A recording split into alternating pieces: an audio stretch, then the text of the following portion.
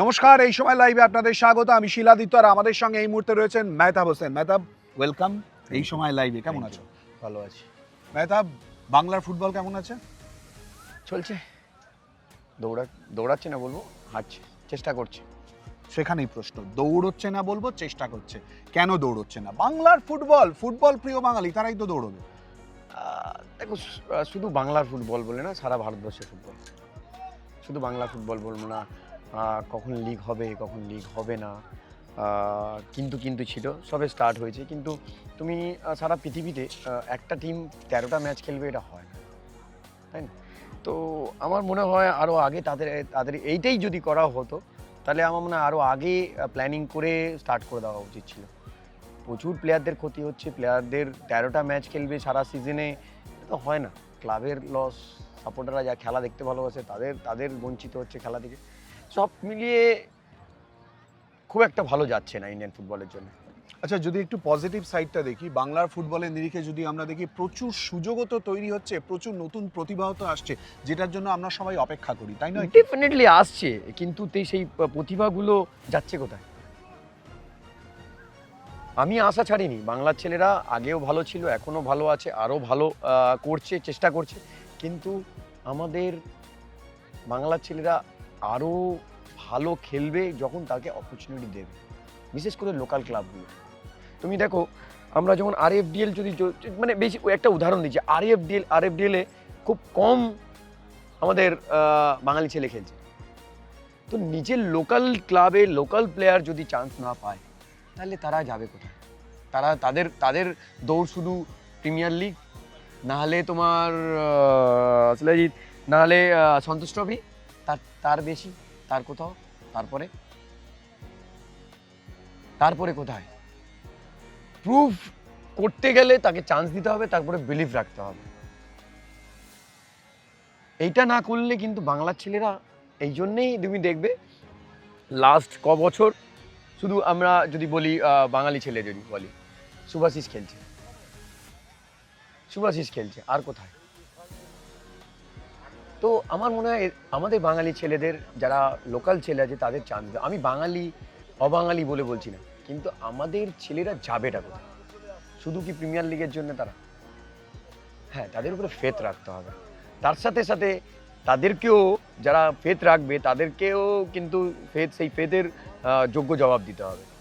সেটা একটু অভাব হচ্ছে না, কেন সেই অভাবটাই কেন? আমার প্রশ্ন তো সেলফ সেই কনফিডেন্স, জায়গাটাই। হার্ডওয়ার্ক, স্যাক্রিফাইস, এটা যদি না করে আমার মনে হয় খুব ডিফিকাল্ট। দেখো, তারা আজকে কিন্তু, যারা বাইরের থেকে ছেলেরা আসে, বাইরের স্টেট থেকে, তারা কিন্তু সব কিছু স্যাক্রিফাইস করে আসে। তারা জানে এখানে মাটি কামড়ে থাকে, তারা জানে আমাদের এটাই ব্রেড অ্যান্ড বাটার। কিন্তু আমাদের ছেলেগুলো কেন এটা করতে পারছে না বা কেন করছে না, এটা কিন্তু একটা কোশ্চেন মার্ক আছে। আমি একটু পুরোনো দিনে যদি চলে যাই, মেহতাব হোসেন, সেই কঠিন পরিশ্রমী জীবন, আর্থিক মারাত্মক অনটন, যেখান থেকে মেহতাব হোসেন উঠেছে, দীর্ঘদিন তার ফুটবল খেলা, অনেক সাফল্যের জায়গা। মেহতাব হোসেন যাচ্ছে মানে হই হই করে পেছন সমর্থকরা দৌড়চ্ছে। ইস্ট বেঙ্গলে ঘরের ছেলে বলতে যা বোঝায় সেই মেহতাব হোসেন, সেই জায়গাটায় কোথাও কি মনে হচ্ছে যে আরো বেশি পরিমাণে প্রতিভার অন্বেষণের জন্য আরো একটি পরিমাণে স্ট্রাগল দরকার, ছেলেদের আরো একটু? না, ডেফিনেটলি স্ট্রাগল যদি না করে, দেখো আমরা বলি না কে আমরা অনেক পরিশ্রম করেছি, অনেক স্যাক্রিফাইস করি। স্যাক্রিফাইস কার জন্য করি? নিজের জন্য।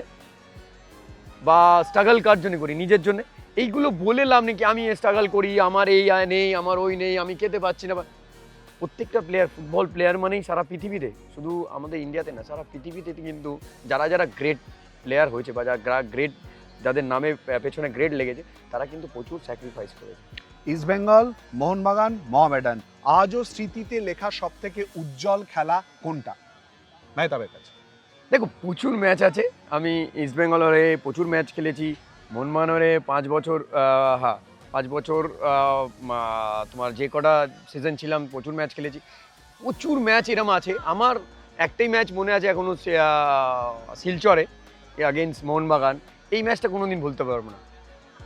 ফার্স্ট অফ অল যখন ইস্ট বেঙ্গলে আসি, তারপরে যখন ওই ম্যাচটা ফেডারেশন কাপে ম্যাচ সেমিফাইনাল, তারপর থেকে যে কামব্যাকটা হয়েছিল, আমার ওপরওয়ালাকে আমি ধন্যবাদ জানাই।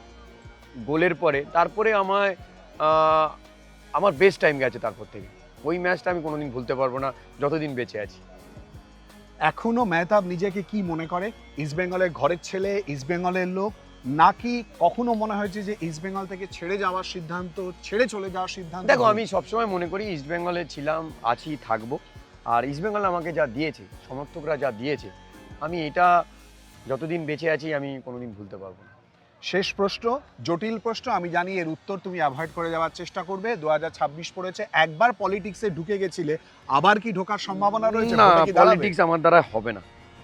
পলিটিক্স আমার দ্বারা হবে না, এই জন্যই পলিটিক্স নিয়ে আমি কোনো কথা বলতে চাই না। আমার এই এই সবুজ গালিচার ছাড়া আমি বাঁচতে পারবো না। তার জন্যে আমি ব্যবসাও করতে পারবো না। হয়তো আমি আমার যে আর্থিক আছে আমি পারবো, আই ক্যান, বাট আমার এই জায়গা থেকে আমি সরতে পারবো না। তো আমি এই জায়গায় থাকতে চাই, এই জায়গায় খুব ভালো আছি। Thank you so much Mehtab, you. অনেকগুলো বিষয় Thank you. জানলাম, আরো অনেক কিছু জানার বাকি থেকে গেল। বাংলার ফুটবলে উন্নতির জন্য সবাই চেষ্টা করছে, মেহতাবেরও বক্তব্য আরো এগিয়ে চলুক অবশ্যই করে, আমাদেরও নজর থাকবে সেই দিকে। ক্যামেরায় বাপন সাহের সঙ্গে শিলাদিত্য কর, এই সময় লাইভ।